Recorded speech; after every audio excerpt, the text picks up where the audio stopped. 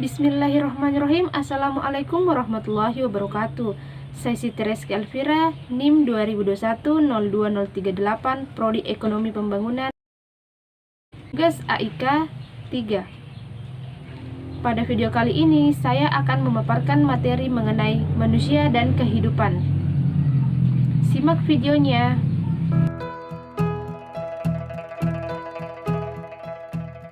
Yang pertama, perjalanan hidup manusia dari alam ruh hingga hari akhir.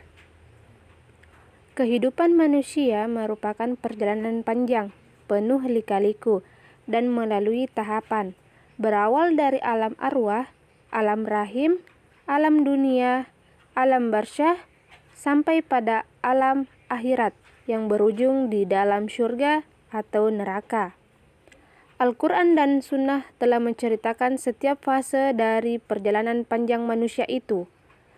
Al-Quran diturunkan Allah Subhanahu wa Ta'ala kepada Nabi Muhammad SAW berfungsi untuk memberikan pedoman bagi umat manusia tentang perjalanan atau rihlah. Suatu rihlah panjang yang akan dilalui oleh setiap manusia tanpa terkecuali. Manusia yang diciptakan Allah Subhanahu wa Ta'ala dari tidak ada menjadi ada akan terus mengalami proses panjang sesuai rencana yang telah ditetapkan Allah Subhanahu wa Ta'ala.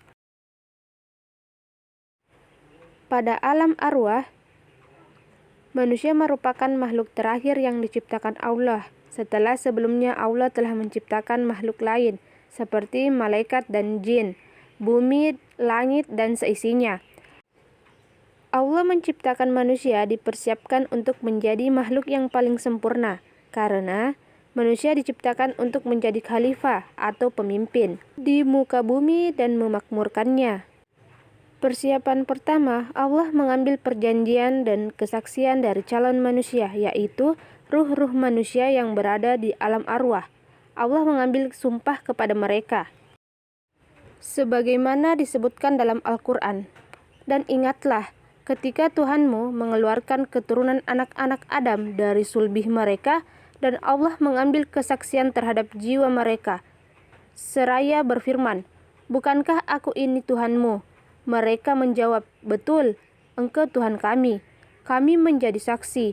Kami lakukan yang demikian itu, agar di hari kiamat kamu tidak mengatakan, 'Sesungguhnya kami Bani Adam adalah orang-orang yang lengah terhadap ini.'" Keesahan Tuhan. Quran Surah Al-A'raf ayat 172. Dengan kesaksian dan perjanjian ini, maka seluruh manusia lahir ke dunia sudah memiliki nilai, yaitu nilai fitrah, beriman kepada Allah dan agama yang lurus. Maka hadapkanlah wajahmu dengan lurus kepada agama Allah. Tetaplah atas fitrah Allah yang telah menciptakan manusia menurut fitrah itu. Tidak ada perubahan pada fitrah Allah, itulah agama yang lurus. Tetapi kebanyakan manusia tidak mengetahui. Dalam Quran Surah Ar-Rum ayat 30, Rasulullah SAW bersabda, "Setiap anak dilahirkan secara fitrah, maka kedua orang tuanya yang menjadikan Yahudi atau Nasrani atau Majusi." Hadis riwayat Bukhari 172. Pada alam rahim, rihlat pertama yang akan dilalui manusia adalah kehidupan di dalam alam rahim. 40 hari berupa nutfah, 40 hari berupa alaqah, yaitu gumpalan darah, dan 40 hari berupa mudghah, yaitu gumpalan daging. Kemudian ditiupkan ruh, dan jadilah janin yang sempurna. Setelah kurang lebih 9 bulan, maka lahirlah manusia ke dunia. Selanjutnya, alam dunia. Di dunia perjalanan manusia melalui proses panjang, dari mulai bayi yang hanya minum air susu ibu, lalu menjadi anak-anak, remaja dan balik, selanjutnya menjadi dewasa, tua, dan akhirnya meninggal dunia. Proses ini tidak berjalan sama antar satu orang dengan yang lainnya. Kematian akan datang kapan saja, menjemput manusia, dan tidak mengenal usia.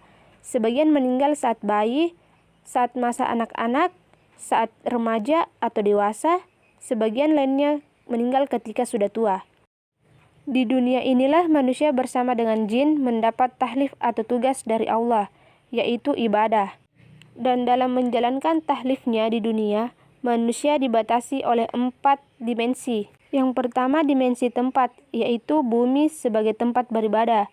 Yang kedua dimensi waktu, yaitu umur sebagai sebuah kesempatan atau target waktu beribadah. Yang ketiga dimensi potensi diri sebagai modal dalam beribadah. Yang keempat dimensi pedoman hidup, yaitu ajaran Islam yang menjadi landasan amal.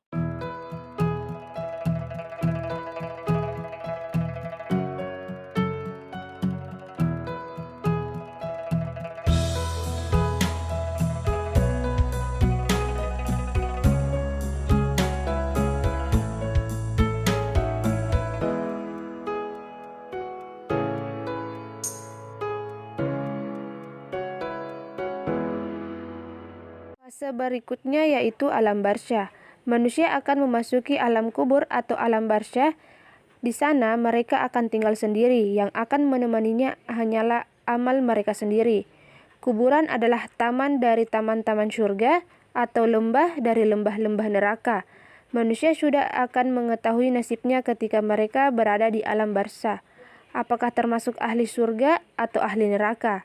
Jika seseorang menjadi penghuni surga, maka dibukakanlah baginya pintu surga setiap pagi dan sore. Hawa surga akan mereka rasakan. Sebaliknya jika menjadi penghuni neraka, pintu neraka pun akan dibukakan untuknya setiap pagi dan sore, dan dia akan merasakan hawa panasnya neraka. Selanjutnya alam akhir atau hari akhir. Kehidupan di hari akhir dengan segala rinciannya. Kehidupan hari akhir didahului dengan terjadinya kiamat, berupa kerusakan total seluruh alam semesta. Peristiwa setelah kiamat adalah mahsyar, yaitu seluruh manusia dari mulai Nabi Adam SAW sampai manusia terakhir dikumpulkan dalam satu tempat. Di sana manusia dikumpulkan dalam keadaan tidak beralas kaki dan telanjang. Saat itu matahari sangat dekat, jaraknya sekitar 1 mil, sehingga mengalirkan keringat dari tubuh manusia sesuai dengan amalnya. Ada yang sampai pergelangan kaki, lutut, pusar, dada, bahkan banyak yang tenggelam dengan keringatnya sendiri, hasil ibadahnya saat di dunia.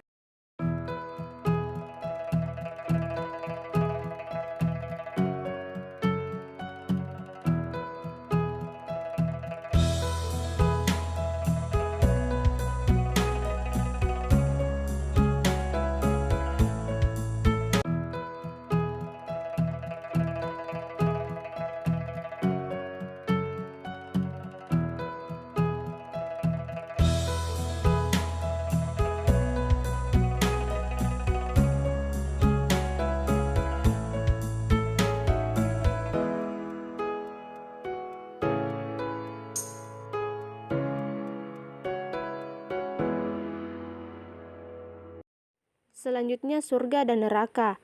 Pada fase yang terakhir dari rihlat manusia di hari akhir adalah sebagian mereka masuk surga dan sebagian mereka masuk neraka. Surga tempat orang-orang bertakwa dan neraka tempat orang-orang kafir. Kedua tempat tersebut sekarang sudah ada disediakan. Bahkan surga sudah rindu pada penghuninya untuk siap menyambut dengan sebaik-baiknya. Neraka pun sudah rindu dengan penghuninya dan siap menyambut dengan hidangan neraka. Al-Quran dan Sunnah telah menceritakan surga dan neraka secara detail. Ini menjadi pelajaran bagi kehidupan manusia tentang persinggahan hari akhir yang akan mereka diami. Yang kedua, ragam orientasi hidup manusia. Setiap manusia yang dilahirkan dari rahim ibunya tidak mengetahui apa-apa, termasuk mengenai orientasi hidupnya. Untuk mengetahuinya, manusia dibekali potensi berupa pendengaran, penglihatan, dan hati. Dalam Quran Surah An-Nahl, Surah ke-16 ayat 78. Berkaitan orientasi kehidupan, sebagian manusia hanya berorientasi pada dunia, sehingga di akhirat menjadi manusia yang merugi. Namun, sebagian lainnya berorientasi pada akhirat, dengan tidak meninggalkan dunia, sehingga mendapatkan bahagia di dunia juga akhirat. Yang ketiga, tujuan dan fungsi penciptaan manusia. Yang pertama, tujuan hidup manusia. Tujuan hidup seorang mukmin adalah ibadah kepada Allah Subhanahu wa Ta'ala, Segala sesuatu yang dilakukan di atas permukaan bumi ini adalah semata-mata untuk mencari keridhaan Allah Subhanahu wa Ta'ala. Dalam hal ini, Allah berfirman dalam Quran Surah Az-Zariyat, surah ke-51 ayat 56, yang artinya, Aku tidak menciptakan jin dan manusia, melainkan supaya mereka beribadah kepadaku. Yang kedua, fungsi penciptaan manusia. Pada fungsi penciptaan manusia terbagi atas 3, yaitu 1. Fungsi utama.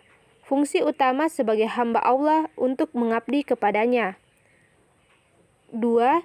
Fungsi fungsional sebagai khalifah di muka bumi. 3.